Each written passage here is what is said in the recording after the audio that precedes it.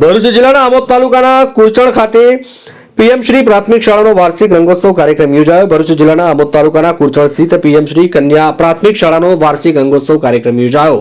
કાર્યક્રમની શરૂઆત પ્રાર્થનાથી કરવામાં આવી। ત્યારબાદ શાળાના આચાર્ય હાજરજનોનું શાબ્દિક સ્વાગત કર્યું।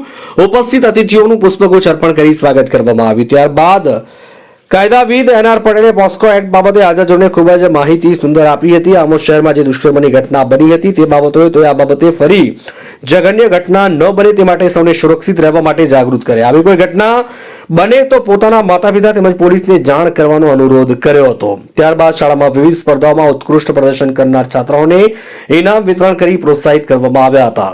હું પીએમસી પ્રાથમિક શાળા કુલચણમાંથી ફોજિયા ફૈઝલ પટેલ આચાર્ય શ્રી તરીકે અત્યારે મારો ચાર્જ છે। અમે આ 2025-26નો સૌપ્રથમ રંગોત્સવ કાર્યક્રમ કર્યો છે। એમાં અમારા તાલુકા પ્રાથમિક શિક્ષણ અધિકારી શ્રી પ્રદ્યુમન સાહેબ, બીઆરસી આસિફ સાહેબ તથા અમારી ગ્રુપ શાળાના ગ્રુપાચાર્ય શ્રી અને સ્ટાફ મિત્રો અહીંયા હાજર હતા। અમારા ગામમાંથી અગ્રણી એવા એનઆરઆઈ મિત્રો તથા અમારા એસએમસી સભ્યો અને વાલીગણ ખૂબ જ મોટી ગણનામાં આવેલા છે। એમણે અમે બાળકોને આખા વર્ષ દરમિયાન જે પ્રવૃત્તિ કરેલી છે, એમણે જે પરીક્ષાઓમાં ઉત્કૃષ્ટ પરિણામ લાવ્યા છે એનું ઇનામ વિતરણ પ્રોગ્રામ રાખેલો। અમને પીએચસી સેન્ટરમાંથી પણ ઇનામ વિતરણ કરવામાં આવેલું તથા જે એનઆરઆઈ મિત્રો આવેલા છે એમના તરફથી અને વાલી મિત્રો તરફથી પણ અમારા બાળકોના ઉત્કૃષ્ટ જે કૃતિઓ હતી એનામાં દાન પણ કરવામાં આવેલું છે। અને અમારી શાળાએ આજે જે પ્રોગ્રામ કર્યો છે એ અમારો સૌ પ્રથમ રંગોત્સવનો પ્રોગ્રામ છે અને એમાં અમને ખૂબ જ સરસ સફળતા મળી એવું લાગે છે, કારણ કે અમારા આસપાસના જે માહોલ હતો એ જોઈને અમને દેખાઈ આવે છે કે જે અમારો પ્રયાસ હતો તે ખૂબ જ સારો પ્રયાસ હતો।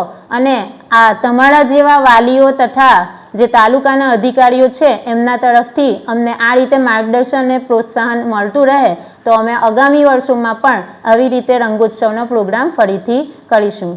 Thank you. ત્યારબાદ શાળાના છાત્રાઓએ વિવિધ ગીતો રજૂ કરી હાજરજનોના હૈયા ડોલાવ્યા। શાળાની છાત્રાઓએ ખૂબ જ સુંદર ઢોલીડા ગીત રજૂ કરી હાજરજનોને મંત્રમુગ્ધ કર્યા હતા। ત્યારબાદ શાળાની છાત્રાઓએ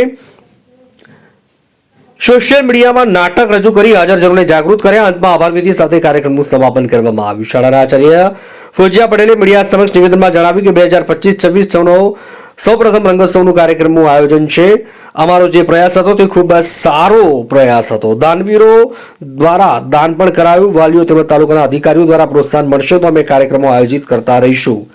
માર્ચથી મોહસિન કારાનો રિપોર્ટ।